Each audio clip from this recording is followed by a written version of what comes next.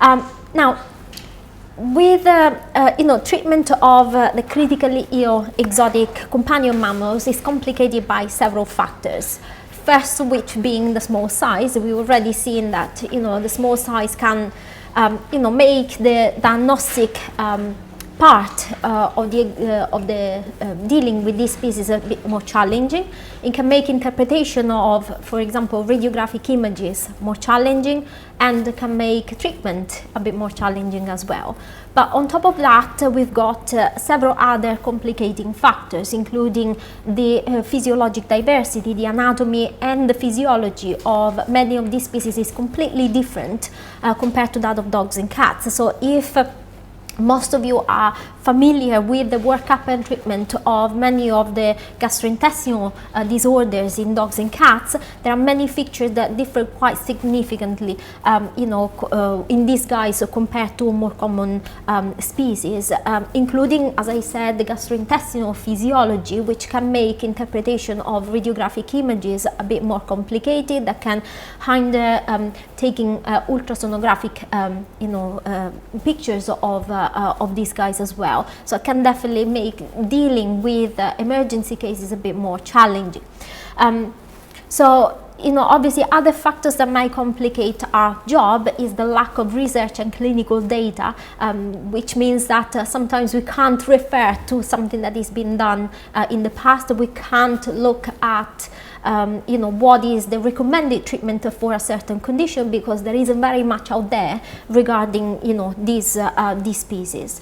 Now, if as a general rule we adopt the same principles and technique used in domestic animals and then apply them, but taking into consideration the anatomic and physiologic differences to the species, there are some things that we need to take into consideration. First of all, being the fact that periodic monitoring and frequent patient evaluation can definitely and dramatically improve the response to therapy of these guys and the survival rates.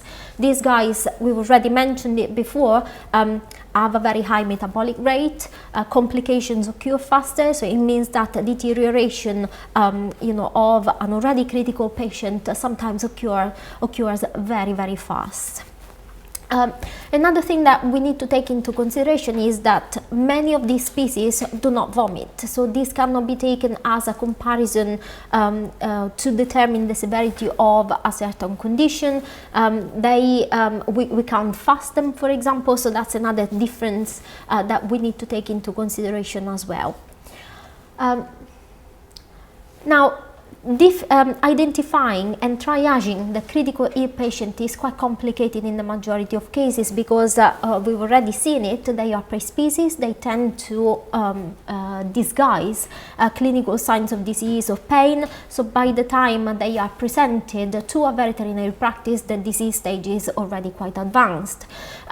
Patients with chronic disease are actually presented as an emergency without that being an actual acute condition. So critically patients should be immediately identified and admitted. However, what we need to encourage is that owners presenting their pets at an earlier stage, because, as I said, by the time they are presented to the practice, the disease has been going on already for some time. Simply they weren't unable to detect early signs of disease.